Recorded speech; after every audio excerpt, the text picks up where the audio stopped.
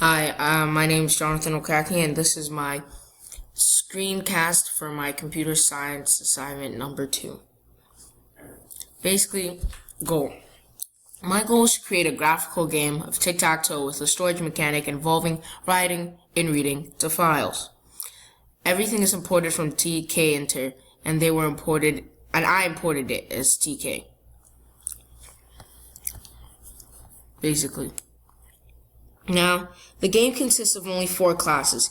Each class includes one element of graphics in the game. The menu class refers to the starting menu of the game. The saves class refers to the visual representation of my file. The tic-tac-toe class includes the actual game and the actual buttons for tic-tac-toe. The last class, the winner class, includes a GUI at the end when there is a winner and there is a tie. To demonstrate, as you can see, here we have a nice title page, Tic-Tac-Toe by Jonathan Okaki. You can play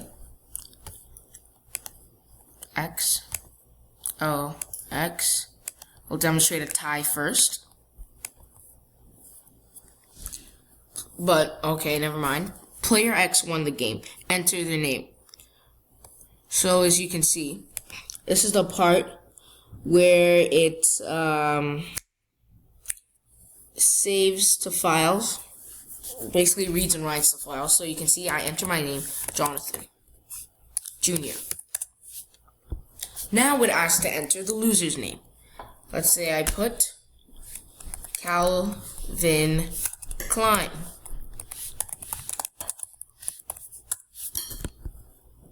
Thanks for playing. And you exit.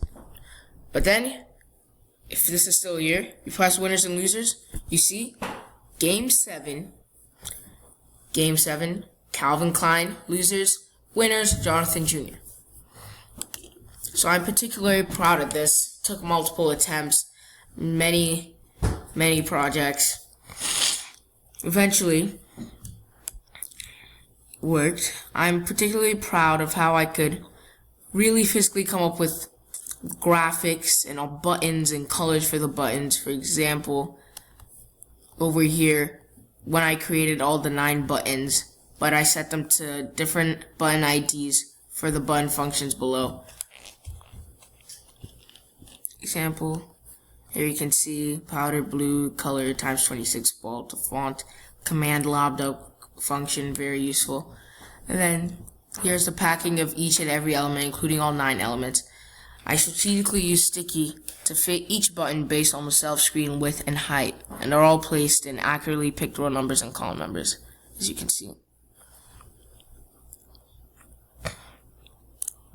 I'm also pretty proud of this part. This is a list of the conditional statements for each of the buttons. The statements are only tested and have been less than 10 turns.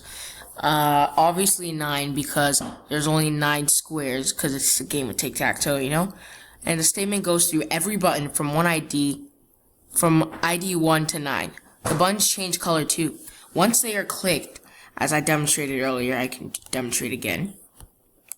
Starts off as powder blue, as I mentioned earlier, and add to which turned variable. If they are clicked, they add and they turn variable. As you can see, X goes from powder blue to salmon as soon as they are clicked. Then using modules too, each addition to which turn variable changes the letter that is printed onto the button. So I'm particularly proud of that as well. I'm also proud about how I can check if a player has won. For example, down here I used if statements, if self.available, to check whether player O has won, constant cases. And then up here, I do the same to check if player X has won. And this is just the creation of the application, the background screen, text box that's used to display the information using the self root, and game over. Basically, my only regret I'd say that I didn't include in this is to place a play again function, but I think it's not just too bad that I don't have that, because as you can see, if I press play, I'm gonna tie it up this round to demonstrate that in addition. Oh, never mind, wait, let's try that again. So I'm gonna tie it up to demonstrate that function as well. So play.